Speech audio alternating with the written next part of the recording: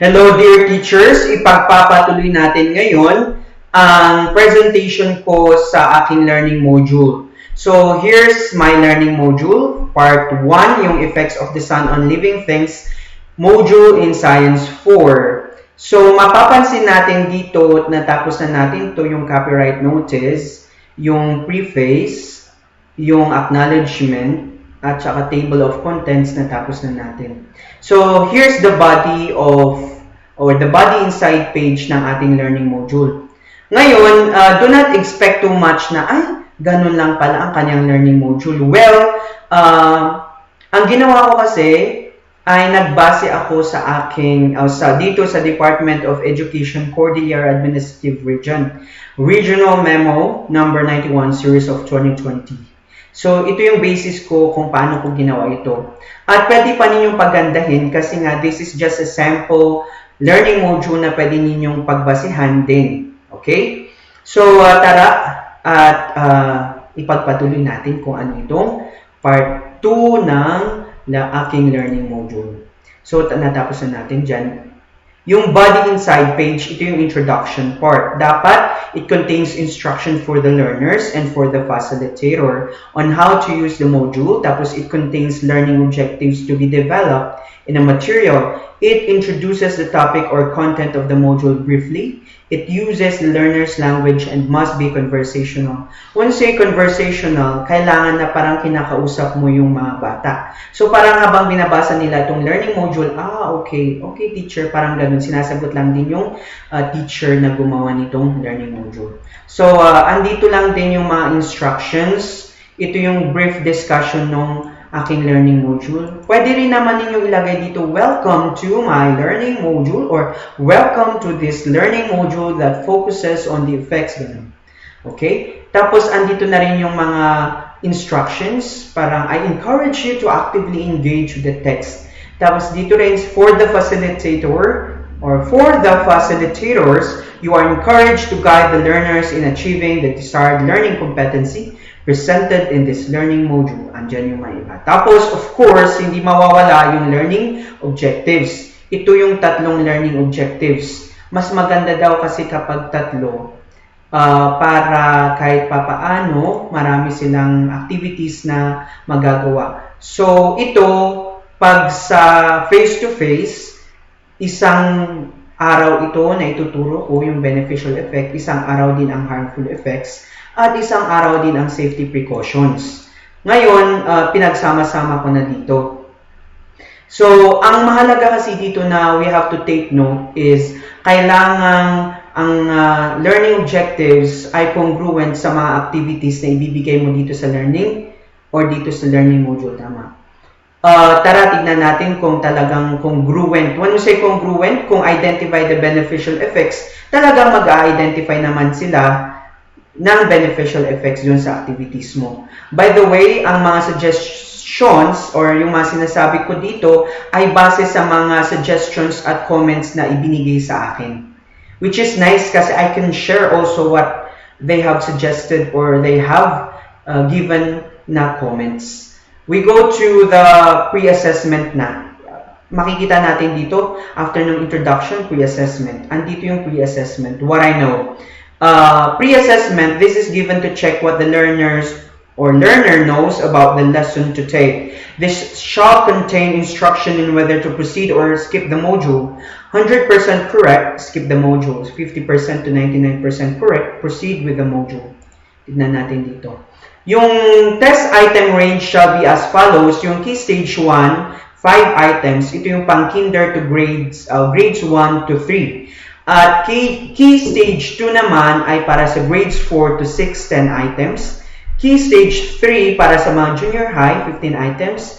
At key stage 4 sa mga senior high, 15 items. Hindi ka gagawa ng key stage 1, 2, 3, 4 na ilang items sa pre-assessment. Okay? So dito kasi grade 4 ito, 10 items kasi key stage 2. Okay? At grade 4. Okay, that's it.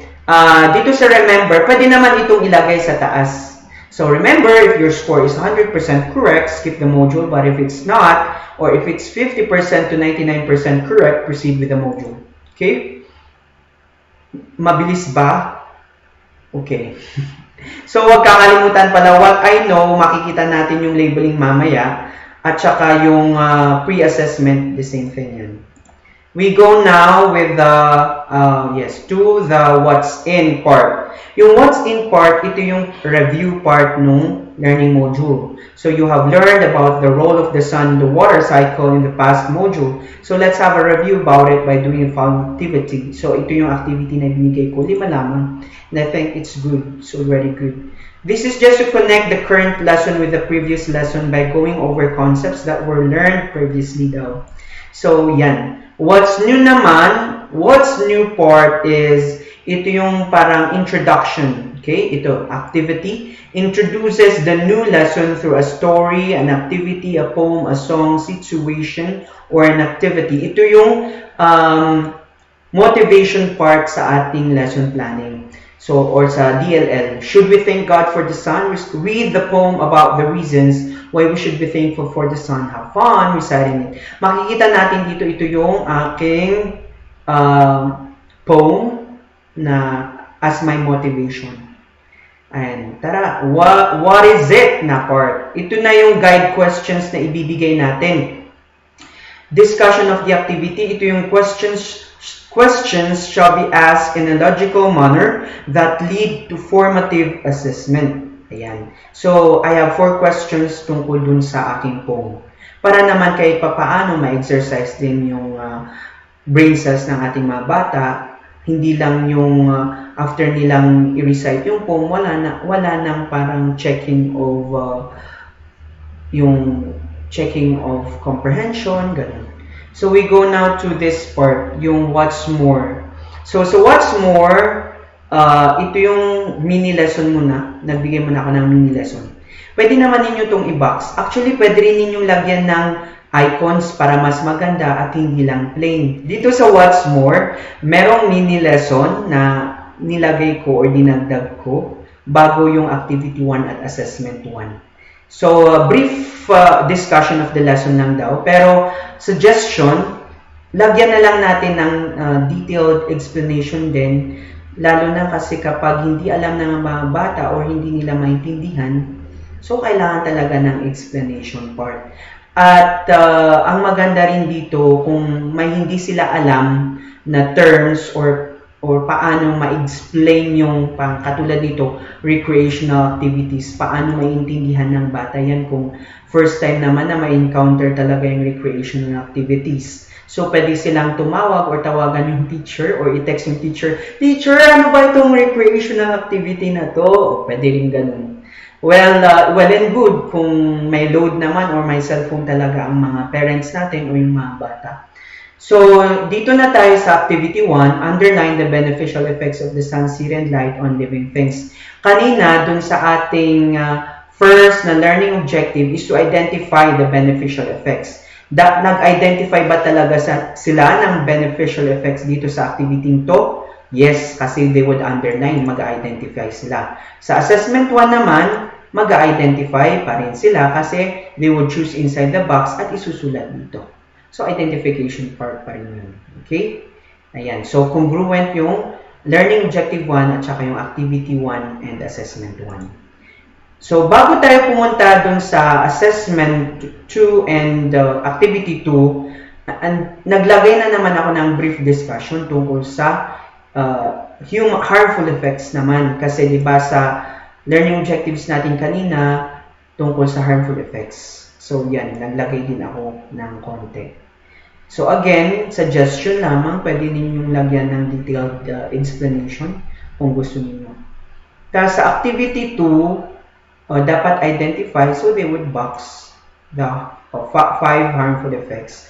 Tapos, with the scenario, then answer the question below. So, mag-identify pa rin dito. Sila dito kung ano yung harmful effect na mangyayari. So, after nang basahin itong situation na ito.